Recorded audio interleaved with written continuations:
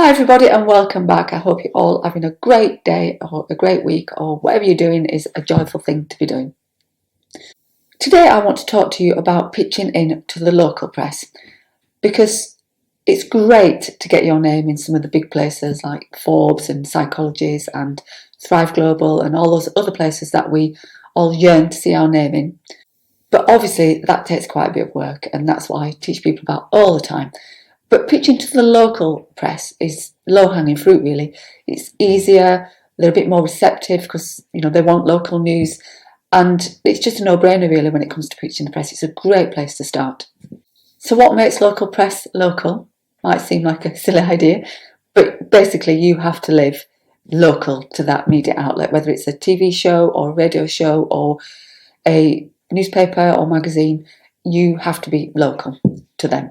Now that doesn't mean that your business has to be local. It doesn't mean that you have to have a shop in the town or be servicing the local community. Your business can still be international or national, but you have to be local to the place that you want this press coverage to appear in. Now the big mistake that people make, business owners make when they're pitching into the local press, is to think that because it's local, what they're really going to be interested about is them and what their business does. And as with every piece of press coverage you get, it's actually not the case. Just as if you were pitching into Forbes or Entrepreneur, they want to know what you can do for their readers. What are you going to bring to the party? What are their readers going to get out of this? Basically, they want you to educate or entertain them, just like you would if you were pitching into any other place. So let me try and give you an example of this. So it could be that you're local to a newspaper and you are an expert in helping women start their own businesses or earning extra income around a day job because they're wanting to go on and perhaps build a business in the future. Now, just say it's June time, coming into July, and the holidays are arriving, the summer holidays. So this person's a busy mum and she wants to start her own business. So the angle there obviously is that you're local to the newspaper or the magazine, and that's interesting in itself. But the angle that you might take is that because it's nearly the summer holidays, that's a great time for women to start thinking about their new business or start doing some extra work, because although yes, the school holidays are busy, you've got kids to look after and meals to cook and holidays to have, but you tend to be in the house a bit more than you would if you generally work or you're picking the kids up at either side of the day and trying to fit other things in. You've got a little bit more time perhaps. Now I am a mum, so I have been there through the school holidays, and it can be a bit hectic, but you can normally carve out a little bit of time while your children are either off at a play group or they're with their friends around at the friends' houses and somebody else is looking after them. You can generally carve out a little bit of time, maybe 2 hours here and there, just to put some plans together and put some ideas together. So the angle here could be, using the summer holidays to build your ideal business.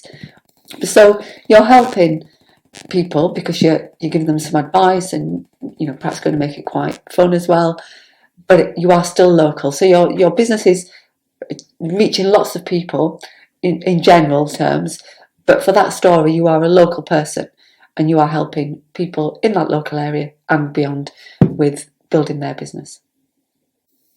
And of course what you're doing with that sort of story as well is building a bit of urgency. You're telling the journalists this is why you need to do it now, and that's what they need really, because local news needs to be quite timely. They don't really want to be talking about something that's months away yet.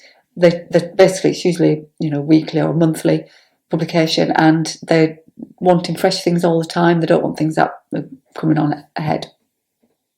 And then the best thing you can do really is to make the journalist's life as easy as possible, because most media outlets are understaffed and overworked and they don't get paid as much as you might think. So the more you can do for them, the better it is, because then they're likely to take your piece above anybody else who's not making their life easy for them. Make sure you put all your contact details on anything that you send into the press, because they might want to get hold of you quite quickly, and if they have to search around for you, you've made it difficult for them, they're possibly not going to bother. But you've also got to remember that if you've pitched into a local outlet, media outlet, there's every chance they're going to want you to move quite quickly on it. So if they get excited about what you pitched into them, you may get a call the same day saying, can we interview today or tomorrow? And you have to be able to say yes. You can't pitch into them and then say, well, I'm just about to disappear to France for a month, or I'm going to Skegness with my kids.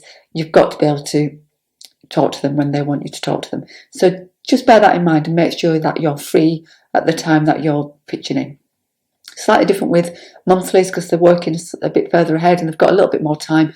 But obviously a lot of local news is either radio or newspapers, and they are working on a pretty fast turnover rate. So just make sure you're ready to rock and roll if they want to speak to you, which of course would be fab.